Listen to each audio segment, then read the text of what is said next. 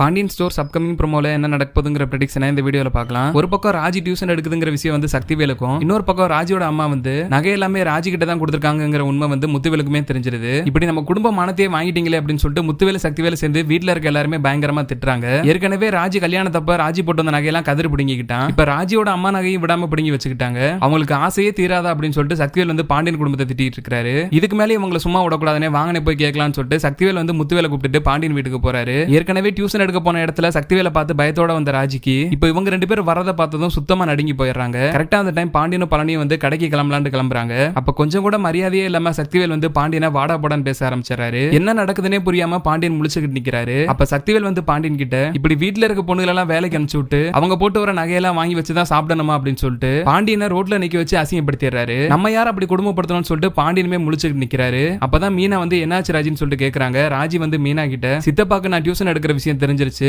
அது தெரிஞ்சு வந்து சத்தம் போட்டு இருக்காருன்னு சொல்லிட்டு ராஜிக்கு வந்து நகை விஷயம் எதுவுமே தெரியாம மீனா கிட்ட இதை மட்டும் சொல்லிக்கிட்டு இருக்காங்க. ஆனா இப்ப முத்துவேல் வீட்டுல பெரிய பிரச்சனையா போயிட்டு இருக்கிறதே ராஜியோட அம்மா நகை பிரச்சனை தான். சக்திவேல் திட்டி முடிச்சதும் இன்னொரு பக்கம் முத்துவேல் வந்துட்டு உங்களுக்கு எல்லாம் கொஞ்சம் கூட வெக்கமே இல்லையா, எப்படி என் ஒய்ஃபோட நகை உங்களுக்கு வாங்கி வைக்க தோணுது, உன் பையன் தான் என் மகளுக்கு போட்ட நகையெல்லாம் வாங்கி வச்சுக்கிட்டான்ல, அது பத்தாதா அப்படின்னு சொல்லிட்டு இன்னுமே அசிங்கப்படுத்துற மாதிரி திட்டிட்டு இருக்காரு. இவங்க சொல்றதெல்லாம் எதையுமே நம்ப முடியாம பாண்டியன் வந்து ராஜி கிட்ட உங்க அப்பாவும் சித்தமாவும் சொல்றதெல்லாம் உண்மைதானா, உண்மையிலேயே இதெல்லாம் நடந்திருக்கா, நீ டியூஷன் எதுவும் எடுக்கிறியா அப்படின்னு சொல்லிட்டு பாண்டியன் கேட்கிறாரு. ஏன்னா இந்த வாட்டியுமே ராஜி வந்து டியூஷன் எடுக்கிற விஷயத்தை பாண்டியன் கிட்ட மறைச்சிட்டாங்க. அதே மாதிரி தான் ராஜிக்கு அவங்க அம்மா கொடுத்த நகை மேட்டரையுமே பாண்டியன் கிட்ட இருந்து மறைச்சிட்டாங்க. இது எல்லா விஷயமே கோமதிக்கு தெரியும். ஆனா கோமதி வந்து உண்மை தெரிஞ்சுமே வந்து பாண்டியன் கிட்ட சொல்லாம மறைச்சிட்டாங்க. அவங்களாவது உண்மையை சொல்லியிருந்தாங்கன்னா மேபி பாண்டியன் கூட ராஜிக்கு சப்போர்ட் பண்ணி இந்த வாட்டி பேசியிருந்திருப்பாரு. இப்படி கோமதியும் உண்மையை சொல்லாம ராஜியுமே உண்மையை சொல்லாம டைரக்டா முத்துவேலு சக்திவேல் வந்து கொஸ்டின் கேட்கவும் அதை நம்ப முடியாம தான் அகைன் வந்து பாண்டியன் ராஜி கிட்ட கேட்கிறாரு. அப்ப வேற வழியே இல்லாம ராஜி வந்து எல்லா உண்மையுமே சொல்லிடுறாங்க. நான் உங்ககிட்ட சொல்லணும்னு நினைச்சேன் மாமா, ஆனா எனக்கு சரியான டைம் கிடைக்கல, சொன்னா நீங்க வேண்டாம் சொல்லிருவீங்களோன்னு பயமா இருந்துச்சு. இன்னொரு பக்கம் கதிர் வேற கஷ்டப்பட்டு இருக்கான், அவனுக்கு ஹெல்ப் பண்ணணும்னு நினைச்சுதான் இது எல்லாமே பண்ணிட்டே மன்னிச்சிருங்க மாமான்னு சொல்லிட்டு ராஜி வந்து சாரி கேட்டுக்கிட்டு இருக்காங்க. பாண்டியனால ராஜி சொல்றத சுத்தமா ஏத்துக்கவே முடியல.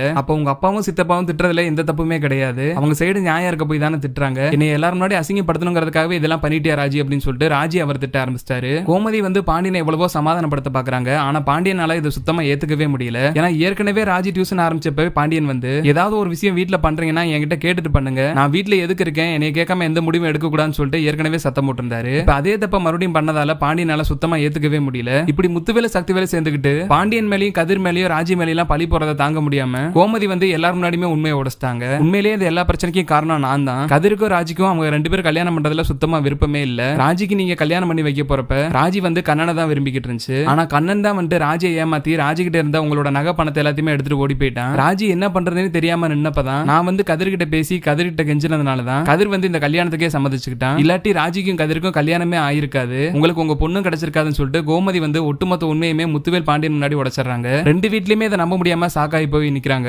அப்ப முத்துவேல் வந்து இதெல்லாம் உண்மைதானா ராஜின்னு சொல்லிட்டு ராஜி கிட்ட கேட்கிறாரு. அப்ப ராஜியுமே வந்து எல்லா உண்மையுமே சொல்லிடுறாங்க. ஒரு பக்கம் பாண்டியனுக்கு வந்து எந்த தப்புமே பண்ணாம கதிர் இத்தனை நாள் நம்ம திட்டிக்கிட்டு இருந்திருக்கிறோம், ஆனா இவ்வளவு தூரம் நடந்திருக்கு, நம்ம கிட்ட இது வரைக்கும் யாருமே எதுவுமே சொல்லியன்னு சொல்லிட்டு பாண்டியனுக்கு கோவம் வருது. இன்னொரு பக்கம் முத்துவேல் வந்து அப்ப கதிர் தான் ராஜியை கூட்டு போய் கல்யாணம் பண்ணி ராஜியோட நகையெல்லாம் வாங்கி வச்சு ராஜியை குடும்பப்படுத்திட்டு இருக்கதா நினைச்சுக்கிட்டு இருந்தோம். அப்ப கதிர் மேல எந்த தப்புமே இல்ல, கதிர் வந்துட்டு ராஜிக்காக தியாகம் தான் பண்ணிருக்கான், இதை புரிஞ்சுக்காம நம்ம இப்படி பேசுறேன்னு சொல்லிட்டு முத்துவேலுமே ஒரு பக்கம் வருத்தப்பட்டு இருக்காரு. பிரச்சனையை பெருசு பண்ணலாம் நினைச்சு வந்த சக்திவேலுக்கு ஏமாற்றம் மட்டும் தான் மிஞ்சுது. கோமதி சொன்ன உண்மையால ரெண்டு குடும்பமே சாக்காய் போய் தான் நிக்கிறாங்க. அவசரப்பட்டு பாண்டியன் எல்லாரும் முன்னாடி திட்டுட்டேமேன்னு சொல்லிட்டு முத்துவேல் வந்து மனசு வருத்தப்பட்டு வீட்டுக்கு போயிடுறாரு. இன்னொரு பக்கம் பாண்டியன் வந்து கோமதி மேல பயங்கர கோவமாயிடுறாரு. இவ்வளவு தூரம் நடந்திருக்கு, கோமதி என்கிட்ட இப்ப வரைக்கும் ஒரு வார்த்தை கூட சொல்லேன்னு சொல்லிட்டு பாண்டியன் வந்து கோமதி மேல கோவமா இருக்காரு. கண்டிப்பா இதுக்கப்புறம் முத்துவேல் குடும்பம் மனசு மாறதுக்கு நிறையவே வாய்ப்பு இருக்கு. ஏன்னா கதிர் மேல எந்த தப்புமே கிடையாது, பாண்டியன் மேல எந்த தப்புமே கிடையாது. அம்மா சொன்ன ஒரு வார்த்தைக்காகவும் ராஜி கஷ்டப்பட கூடாதுங்கிறதுக்காகவும் தான் கதிர் வந்து ராஜியை கல்யாணம் பண்ணிருக்கான். அப்படி இருக்கிறப்போ கதிரை எப்படி நம்ம குறை சொல்ல முடியும், உண்மையிலே கதிர் நல்லவன் தான் அப்படின்னு சொல்லிட்டு முத்துவேலுமே உட்காந்து ஃபீல் பண்ணிட்டு இருக்காரு. கோமதி இது மாதிரி முன்கூட்டியே எல்லா உண்மையும் சொல்லிட்டாலே பாதி பிரச்சனை முடிவுக்கு வந்துருன்னு நீங்களும் நினைச்சீங்கன்னா மறக்காம இந்த வீடியோக்கு ஒரு லைக் பண்ணி உங்க ஆதரவை தெரிவிங்க.